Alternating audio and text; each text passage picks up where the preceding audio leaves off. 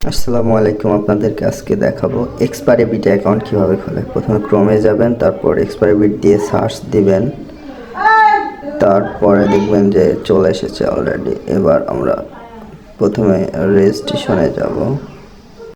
রেজিস্ট্রেশনে click করার পর আসবে phone by mail by one click.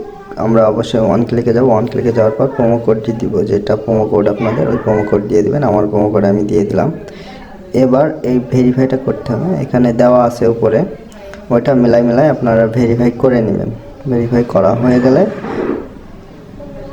এবার দেখেন ইউজার আর পাসওয়ার্ড দিয়ে দিচ্ছে। ইউজার পাসওয়ার্ডটা আপনারা অবশ্যই কপি করে নেবেন। কপি করে নেওয়ার পর এবার আমি থ্রি ডটে ক্লিক করব, ডাউনলোডে যাব। ডাউনলোডে গিয়ে দেখবো এক্সপায়ারি বিট ডাউনলোড করা এপিকে অ্যাপসটা আছে, ওটা আমি ইনস্টল দেব। ইনস্টল দেওয়া হয়ে গেলে আমরা সরাসরি এক্সপায়ারি বিটে চলে যাব। আমাদের ইনস্টল হতে একটু টাইম লাগছে, আপনারা ততক্ষণ অপেক্ষা করুন।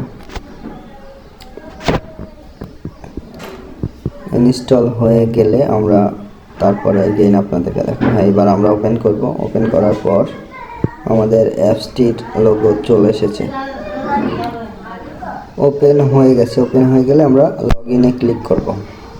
সরাসরি লগ ইনে যাওয়ার পর এইখানে আমরা ওই যে ইউজার পাসওয়ার্ডটা বসায় দিব, যেহেতু আমাদের কপি করা আছে।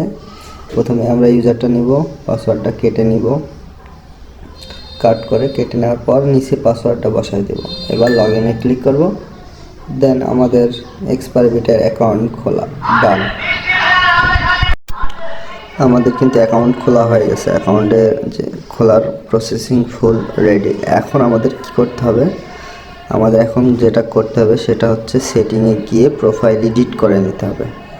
নাম দিতে হবে প্রথমে ইউজার নেম, তারপরে ফার্স্ট নেম দিতে হবে, যে কোনো একটা দিলাম ইউজার নেম। এবার ফার্স্ট নেম দিলাম যে কোনো একটা, আপনার ইচ্ছা মতো। ভোটার আইডি আর যেটা আছে ওটাও দিতে পারেন, সমস্যা নাই। এইখানে আপনারা আপনাদের মতো করে যারা যেভাবে করবেন আইডি সেভাবে করে দেবেন।